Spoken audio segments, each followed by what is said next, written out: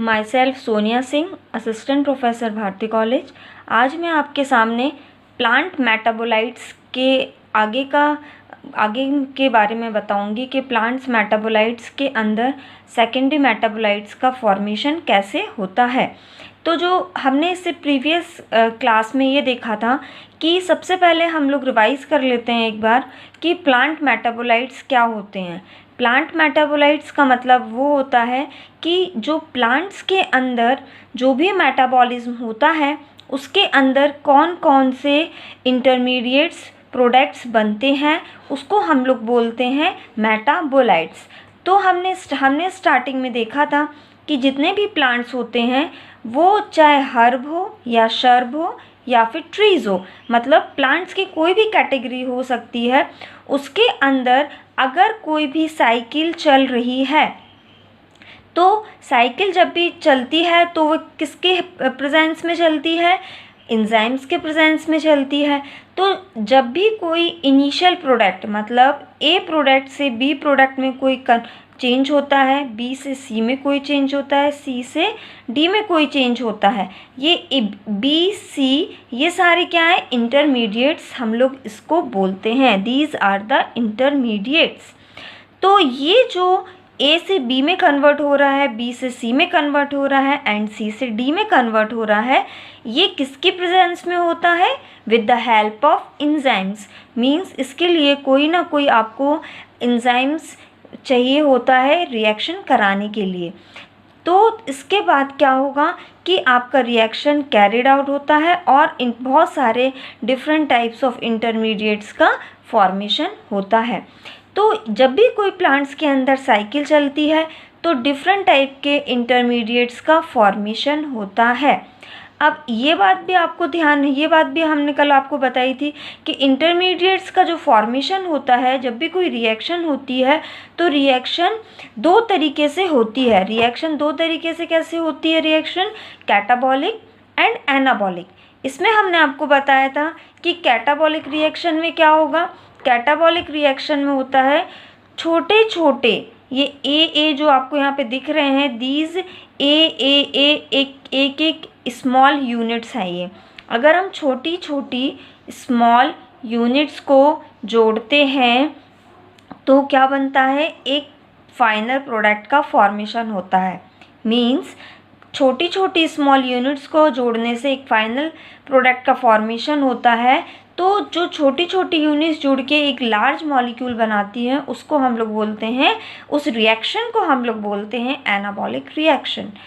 Next आता है catabolic reaction. Catabolic reaction में क्या होगा, इस एनाबॉलिक रिएक्शंस का जस्ट अपोजिट।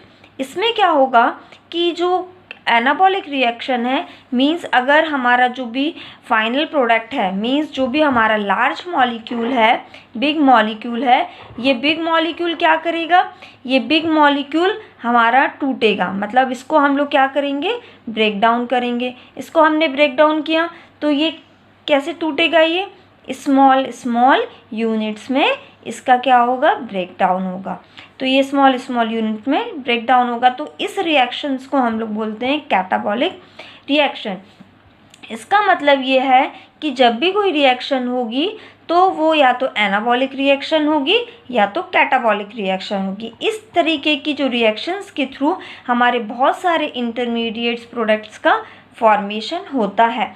और इसी साइकिल के थ्रू जो भी प्लांट्स के अंदर साइकिल्स चलती हैं तो क्या होता है, ये इंटरमीडिएट्स को हम लोग, जो डिफरेंट टाइप्स के इंटरमीडिएट्स बनते हैं प्लांट साइकिल के अंदर, वो इंटरमीडिएट्स को हमने दो कैटेगरी में डिवाइड कर रखा है। ये दो कैटेगरी कौन कौन सी हैं हमारी, first one is primary metabolites and second one is secondary metabolites. ये प्राइमरी मेटाबोलाइट्स और सेकेंडरी मेटाबोलाइट्स क्या होते हैं, प्राइमरी मेटाबोलाइट्स का मतलब क्या होगा, प्राइमरी मेटाबोलाइट्स का मतलब होता है कि जो रिएक्शन के अंदर सबसे पहले बनता है उसको हम लोग क्या बोलते हैं, प्राइमरी मेटाबोलाइट्स। ठीक है, उसके बाद जो प्राइमरी मेटाबोलाइट से जो चीज़ बनती है उसको हम लोग बोलते हैं सेकेंडरी मेटाबोलाइट्स। तो इस तरीके से जो भी हमारे प्लांट्स के अंदर साइकिल चल रही है, जो इनिशियली जो सबसे पहले जो भी इंटरमीडिएट्स बनते हैं उसको हम लोग प्राइमरी की कैटेगरी में रखे हैं, और प्राइमरी के से ही with the help of primary metabolites अगर कोई दूसरे मॉलिक्यूल्स का फॉर्मेशन होता है with the help of reactions, तो उसको हम लोग बोलते हैं सेकेंडरी मेटाबोलाइट्स। अब हमने ये देखा था कि जो प्राइमरी मेटाबोलाइट्स होते हैं, ये प्राइमरी मेटाबोलाइट्स जो का मेन फंक्शन क्या होता है। तो जो प्राइमरी मेटाबोलाइट्स होते हैं, ये प्राइमरी मेटाबोलाइट्स हमारे जो प्लांट्स होते हैं इनके लिए बहुत ही यूज़फुल होते हैं। इसका मतलब ये है कि ये प्राइमरी मेटाबोलाइट्स जो होंगे उसको प्लांट्स अपने नॉर्मल यूटिलाइजेशन के लिए यूज़ करता है। बेसिक जो फंक्शन जो प्राइमरी मेटाबोलाइट्स का है वो यही है कि जो भी इंटरमीडिएट्स का फॉर्मेशन होता है जिसको हम लोग प्राइमरी मेटाबोलाइट्स बोलते हैं, वो प्राइमरी मेटाबोलाइट्स को प्लांट अपने नॉर्मल ग्रोथ के लिए, अपने फंक्शंस के लिए, मतलब अपनी नीड को पूरा करने के लिए वो क्या करता है, यूटिलाइज करता है। ऐसे मेटाबोलाइट्स को हम लोग प्राइमरी मेटाबोलाइट्स बोलते हैं। उसके बाद हमारा आता है नेक्स्ट सेकेंडरी मेटाबोलाइट्स। ये सेकेंडरी मेटाबोलाइट्स क्या होते हैं? तो सेकेंडरी मेटाबोलाइट्स में हमने देखा था, सेकेंडरी मेटाबोलाइट्स हम लोग किसको बोलते हैं कि प्राइमरी मेटाबोलाइट्स से जो चीज़ें बनती हैं उसको हम लोग बोलते हैं सेकेंडरी मेटाबोलाइट्स। तो प्राइमरी मेटाबोलाइट्स के अंदर क्या आ गए थे, कार्बोहाइड्रेट्स हो गए, लिपिड्स हो गए, है ना, प्रोटीन हो गए, ये सारे हमारे प्राइमरी मेटाबोलाइट्स हैं। इसको जो प्लांट है वो अपने नॉर्मल कार्बोहाइड्रेट को एज अ फूड के रूप में वो स्टोर करके रखता है। लिपिड्स है, लिपिड्स की जो सेल्स बनती हैं उसके लिए वो अपना यूज़ करता है। प्रोटीन के फॉर्म में वो अपने ग्रोथ को बढ़ाने के लिए यूज़ कर सकता है। मींस ये जो है ये सारे के सारे प्राइमरी मेटाबोलाइट्स होते हैं। फिर with the help of these metabolites हमारे जो सिंथेसिस होता है वो सेकेंडरी मेटाबोलाइट्स का सिंथेसिस होता है। तो सेकेंडरी मेटाबोलाइट्स जब बनते हैं तो उसके अंदर different types of secondary metabolites आते हैं। अब सेकेंडरी मेटाबोलाइट्स के अंदर क्या क्या चीज़ें आती हैं? इसके अंदर आता है alkaloids, tannins, lipids, resins, glycosides, volatile oils, resins and it's combinations. ये सारे के सारे हमारे क्या हैं, सेकेंडरी मेटाबोलाइट्स। अब हम इंडिविजुअली अगर देखें सारे मेटाबोलाइट्स के बारे में, कि अगर हम प्राइमरी को सबसे पहले देखें कि प्राइमरी मेटाबोलाइट्स जो हैं, हमारे प्राइमरी मेटाबोलाइट्स के अंदर सबसे पहले जो हमारा आता है कार्बोहाइड्रेट। तो कार्बोहाइड्रेट क्या होते हैं, ठीक है। तो सबसे पहले अगर हम लोग कार्बोहाइड्रेट को एक्सप्लेन करें तो जो कार्बोहाइड्रेट होते हैं, कार्बोहाइड्रेट के अंदर कार्बन, हाइड्रोजन और ऑक्सीजन, इनसे मिलके हमारा क्या बनता है, कार्बोहाइड्रेट का फॉर्मेशन होता है। मीन्स कार्बोहाइड्रेट जो है वो किससे मिलके बनता है, कार्बन, हाइड्रोजन और ऑक्सीजन, जिसका फॉर्मूला होता है CH2 होल N, CH2 का O होल N।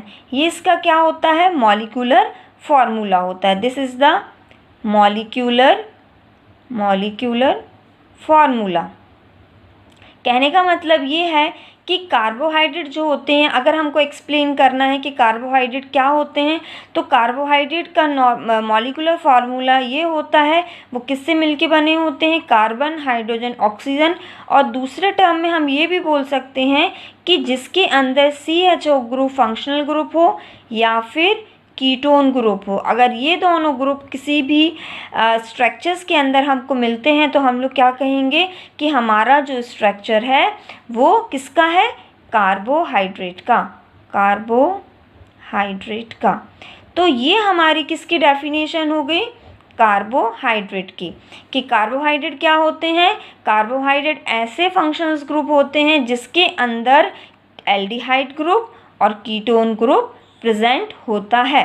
तो अगर इस तरीके का कोई हमको मॉलिक्यूल मिलता है तो हम बोलेंगे ये मॉलिक्यूल कार्बोहाइड्रेट का है। तो हमने क्या देखा कि कार्बोहाइड्रेट्स क्या होते हैं। तो कार्बोहाइड्रेट हमारे ऐसे मॉलिक्यूलर फार्मूला जिसके अंदर एल्डिहाइड ग्रुप और कीटोन ग्रुप दोनों प्रेजेंट होता है, इसको हम लोग बोलते हैं कार्बोहाइड्रेट। अब नेक्स्ट अगर हम लोग बात करेंगे यहाँ पे अल्कलॉइड्स की, ठीक है। अल्कलॉइड्स क्या होते हैं? अल्कलॉइड्स जो अगर हम लोग देखें, अल्कलॉइड्स का मतलब क्या होता है? अल्कलॉइड्स मतलब अल्कली लाइक नेचर। तो जो भी अल्कलॉइड्स कंपाउंड होते हैं तो इनके अंदर नाइट्रोजन ग्रुप प्रेजेंट होता है। मीन्स आपके सामने अगर कोई भी स्ट्रक्चर प्रेजेंट है और वो स्ट्रक्चर के अंदर इस तरीके का अगर कोई भी स्ट्रक्चर है, इस स्ट्रक्चर के अंदर अगर नाइट्रोजन ग्रुप प्रेजेंट है, या तो रिंग के अंदर प्रेजेंट हो या फिर रिंग के बाहर प्रेजेंट हो, अगर इस तरीके से आपको कोई भी मॉलिक्यूलर फार्मूला मिलता है तो आप लोग ये बोल सकते हो कि ये जो मॉलिक्यूलर फार्मूला है, इसके अंदर ये जो मॉलिक्यूलर फार्मूला है, ये ड्रग जो है हमारी वो अल्कलॉइडल कैटेगरी की ड्रग है।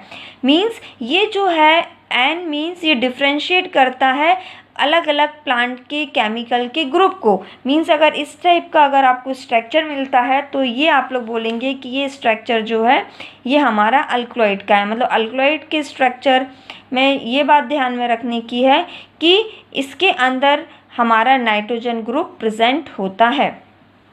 तो ये तो हमने देखा अल्कलॉइड्स क्या होते हैं। अल्कलॉइड्स ऐसे कंपाउंड्स होते हैं जिनके अंदर नाइट्रोजन प्रेजेंट होता है, रिंग के अंदर प्रेजेंट होता है या फिर रिंग के बाहर प्रेजेंट होता है, लेकिन नाइट्रोजन ग्रुप प्रेजेंट होना चाहिए। नेक्स्ट अगर हम लोग बात करें लिपिड्स की कि लिपिड्स क्या होते हैं, तो सबसे पहले अगर हम लोग लिपिड्स की बात करें तो लिपिड्स जो होते हैं, लिपिड्स के अंदर बहुत सारी कैटेगरीज आती हैं। जैसे कि अगर हम लोग बात करें, इसके अंदर फिक्स्ड ऑयल आते हैं, फैट आते हैं। तो यहाँ हमने देखा कि जो लिपिड्स हैं, लिपिड्स के अंदर फिक्स्ड ऑयल आते हैं, फैट आते हैं एंड वैक्सेस आती हैं। अब हम ये चीज़ ध्यान में रखेंगे कि जो लिपिड्स होते हैं, लिपिड्स किससे बनते हैं। मेन चीज़ आती है जो लिपिड्स होते हैं, लिपिड्स का जो फॉर्मेशन होता है वो हमारा होता है आइसोप्रीन यूनिट। अब आइसोप्रीन यूनिट जो होती है ये एक बहुत ही छोटी यूनिट होती है। तो आइसोप्रीन यूनिट को जब हम लोग जोड़ते जाएंगे, मतलब ये एक आइसोप्रीन यूनिट जो है वो स्मॉल यूनिट है। आइसोप्रीन यूनिट का फॉर्मूला होता है C2H5 तो ये जो स्मॉल यूनिट है, इस यूनिट को अगर हम लोग जोड़ेंगे तो क्या किस चीज़ का C5H8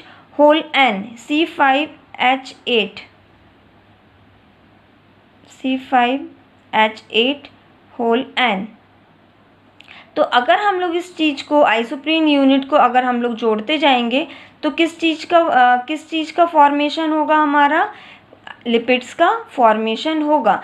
तो ये जो आइसोप्रीन यूनिट है ये एक स्मॉल यूनिट है। इस यूनिट को अगर हम लोग जोड़ते जाएंगे तो डिफरेंट टाइप्स ऑफ हमारे फिक्स्ड ऑयल, फैट्स और हमारे वैक्सेस, इन सब का क्या होगा, फॉर्मेशन होगा।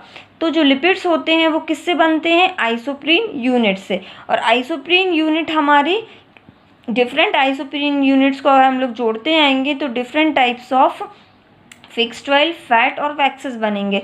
तो आपको क्या बात ध्यान में रखनी है कि जो हमारे लिपिड्स होते हैं वो आइसोप्रीन यूनिट से उनका फॉर्मेशन होता है।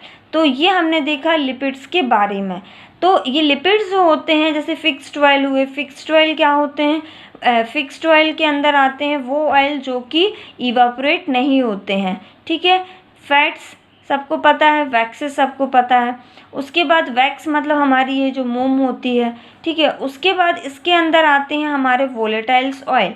जो लिपिड्स होते हैं वो वोलेटाइल ऑयल्स भी बनाते हैं। तो जो वोलेटाइल ऑयल्स होते हैं इनका फॉर्मेशन भी हमारा किससे होता है, आइसोप्रीन यूनिट से होता है। तो ये वोलेटाइल ऑयल भी हमारे आइसोप्रीन यूनिट से मिलके बनते हैं। लेकिन जो वोलेटाइल ऑयल होते हैं वो क्या होते हैं, उनका नेचर इवापोरेटिंग नेचर होता है। मत मीन्स इसको अगर हम लोग ओपन स्पेस में रखेंगे तो वो क्या होंगे, उड़ जाते हैं। इसको हम लोग बोलते हैं वोलेटाइल इन नेचर के ऑयल। तो ये हमने देखा कि वोलेटाइल ऑयल किस तरीके के होंगे? वोलेटाइल ऑयल हमारे ऐसे ऑयल होते हैं जिनको अगर हम लोग नॉर्मल रूम टेम्परेचर पे अगर रखते हैं और अगर वो इवेपोरेट हो जाते हैं तो उसको हम लोग क्या बोलते हैं? Volatile oil. तो ये हमने वोलेटाइल ऑयल का नेचर है। लेकिन ये सारे के सारे हमारे किससे बनते हैं? ये सारे के सारे हमारे बनेंगे आइसोप्रीन यूनिट से। अब इसके बाद different types of isoprene units अगर जुड़ती जाएंगी, मींस ये एक लॉन्ग चेन का फॉर्मेशन करते हैं। आइसोप्रीन यूनिट्स को अगर हम लोग जोड़ते जाएंगे, इसको अगर आइसोप्रीन यूनिट को अगर हम लोग कंबाइन करेंगे तो एक लॉन्ग चेन का फॉर्मेशन होगा। जो लॉन्ग चेन का फॉर्मेशन होगा उसके अंदर हमारा ईस्टर ग्रुप प्रेजेंट होता है। Easter group of fatty acid ये हो सकता है, या फिर इसमें इसके साथ अल्कोहल भी प्रेजेंट हो सकता है, मतलब अल्कोहल ये ग्रुप भी इसके अंदर प्रेजेंट होता है। तो इस तरीके से जो हमारा बेसिक जो हमारी यूनिट रहेगी वो आइसोप्रीन यूनिट रहेगी। इसको अगर हम लोग इस स्मॉल यूनिट को अगर हम लोग कंबाइन करते जाएंगे तो एक लॉन्ग चेन का फॉर्मेशन होता है। और ये लॉन्ग चेन जो बनती है, अगर छोटी छोटी यूनिट को हम लोग जोड़ देंगे तो एक लॉन्ग चेन बनेगी। और वो लॉन्ग चेन जो बनती है उसको हम लोग वो लॉन्ग चेन के अंदर Easter group of fatty acids present होते हैं या फिर अल्कोहल प्रेजेंट होता है। तो हमने अभी क्या देखा कि किस तरीके से हमारे लिपिड्स का फॉर्मेशन होता है। अब नेक्स्ट हम लोग देखेंगे कि इसमें हमारे ग्लाइकोसाइड्स क्या होते हैं। तो ग्लाइकोसाइड्स के बारे में अगर हम लोग बात करें तो ग्लाइकोसाइड्स एक ऐसे कंपाउंड्स होते हैं जिसके अंदर शुगर और नॉन शुगर दोनों टाइप की मॉइटी प्रेजेंट होती है। इसमें अगर हम लोग देखें तो जो ग्लाइकोसाइड्स होते हैं, तो ग्लाइकोसाइड्स ग्लाइको से मतलब है ग्लूकोज, है ना। तो ग्लाइकोसाइड्स के अंदर sugar plus non sugar moiety present होती है, ठीक है। Sugar plus non sugar moiety present होती है। तो ये शुगर और नॉन शुगर जो मॉइटी होती है, इसका स्ट्रक्चर इन दोनों के मिलने से ही बनता है। मीन्स अगर आपके सामने कोई स्ट्रक्चर प्रेजेंट है जिसके अंदर ग्लूकोज C6H12O6 ये प्रेजेंट है और नॉन शुगर मॉइटी, सपोज ये कोई बेंजीन रिंग के साथ कोई दूसरा कोई ग्रुप प्रेजेंट है, ठीक है। तो ये जो है ये आपका शुगर पार्ट है, और ये जो है ये आपका नॉन शुगर पार्ट है। ये क्या है? Non sugar part. तो इसमें क्या होगा? ग्लाइकोज, इस पूरे जो ग्रुप को हम लोग क्या बोलेंगे? इस टाइप का जो स्ट्रक्चर होगा, इस स्ट्रक्चर को हम लोग बोलेंगे ग्लाइकोसाइड्स। तो जब भी आपको कोई ऐसा स्ट्रक्चर मिलता है जिसके अंदर शुगर ग्रुप प्रेजेंट हो और नॉन शुगर ग्रुप प्रेजेंट हो, इस तरीके का अगर एक कॉम्बिनेशन में कोई स्ट्रक्चर आपको मिलता है तो वो स्ट्रक्चर जो होता है वो ग्लाइकोसाइड का स्ट्रक्चर होता है। और इसमें आपको ये बात ध्यान में रखनी है कि जो ग्लाइकोसाइड का स्ट्रक्चर होता है उसका जो थेराप्यूटिक एक्टिविटी होती है वो केवल नॉन शुगर पार्ट्स से ही होती है। मीन्स इसका एक्टिविटी, इसका थेराप्यूटिक एक्टिविटी केवल नॉन शुगर पार्ट से ही होती है। तो हमारा जो ग्लाइकोसाइड्स है वो शुगर पार्ट और नॉन शुगर पार्ट से मिलके बना होता है, और जो नॉन शुगर पार्ट होता है उसी का थेराप्यूटिक एक्टिविटी होती है। तो इस तरीके का अगर आपको कोई स्ट्रक्चर मिलता है तो वो स्ट्रक्चर जो होता है वो ग्लाइकोसाइड्स का स्ट्रक्चर होता है। नेक्स्ट अगर हम लोग देखेंगे इसके बाद, तो जो हमारे टैनिन्स क्या होते हैं? टैनिन्स जो हमारे होते हैं, ये कंपाउंड्स बेसिकली हमको कैसे मिलते हैं? ये हम लोग को एक्सीजन प्रोसेस से मिलते हैं। एक्सीजन प्रोसेस का मतलब क्या होता है? अगर कोई ट्री में हम लोग कट लगाते हैं और इसमें से जो भी फ्लूइड बाहर निकलता है, वो फ्लूइड जो होता है वो उसको हम लोग बोलते हैं एक्सुडेट, और जो मेथड से मिलता है उसको हम लोग बोलते हैं एक्सीजन मेथड। तो जो टैनिन्स है वो हमको इसी मेथड से, एक्सीजन प्रोसेस से ही हमको ऑब्टेन होते हैं। फिर इस फ्लूइड को हम लोग इसको यूज़ करते हैं एज अ मेडिसिन्स। तो टैनिन्स जो होते हैं इसके स्ट्रक्चर्स के अंदर पॉलीफिनॉल ग्रुप्स प्रेजेंट होते हैं। तो जितने भी टैनिन्स कंटेनिंग ग्रुप होंगे उनके स्ट्रक्चर्स के अंदर इस तरीके से बहुत सारे OH ग्रुप, जैसे गैलिक एसिड, एलाइलिक एसिड, मतलब पॉलीफिनॉल्स ग्रुप जो आपको यहाँ पे दिख रहे हैं, इस ऐसे स्ट्रक्चर्स जो हमारा होता है वो किसका होता है? टैनिन्स का होता है। नेक्स्ट अगर हम लोग बात करें रेजिन्स की, रेजिन्स भी जो होते हैं हमारे, रेजिन्स भी हमको किस मेथड से ऑब्टेन होते हैं? एक्सीजन प्रोसेस से ही हमको ये ऑब्टेन होते हैं। इसमें भी हम लोग प्लांट में कट लगाते हैं और उसका फ्लूइड हम लोग यूज़ करते हैं। जो रेजिन्स ग्रुप होते हैं इसके अंदर हमारे फिनॉल्स ग्रुप, कीटोन्स ग्रुप, बहुत सारे इसके अंदर प्रेजेंट होते हैं। मीन्स इसके अंदर हमारे फिनॉल रहेगा रेजिन्स के अंदर। ये सॉलिड, लिक्विड, सेमी सॉलिड, ये इस तरह इतने फॉर्म के अंदर प्रेजेंट होता है। और ये हमको इतने फॉर्म में, या तो सॉलिड फॉर्म में हमको मिलेगा, या लिक्विड फॉर्म में मिलेगा, या फिर हमको सेमी सॉलिड फॉर्म में ये ऑब्टेन होगा। और इस सबसे इम्पॉर्टेंट इसकी जो प्रॉपर्टी होती है वो क्या होगी? ये हमको कौन सी मेथड से ऑब्टेन होगा? ये हमको एक्सुडेट मेथड से ऑब्टेन होता है। मीन्स ये जो हमको ऑब्टेन होगा ये एक्सीजन मेथड से ही ऑब्टेन होता है। और ये एक कॉम्प्लेक्स मिक्सचर है। ये कॉम्प्लेक्स मिक्सचर किसका है? मीन्स ये इस मिक्स रेजिन्स के अंदर क्या क्या चीज़ें प्रेजेंट होती हैं? इसके अंदर प्रेजेंट होते हैं अल्कोहल, ईस्टर, रेजिन्स, ठीक है, एंड एसिड। तो इतने सारे जो ग्रुप्स होते हैं ये सब मिलके हमारे रेजिन्स बनाते हैं। Thank you.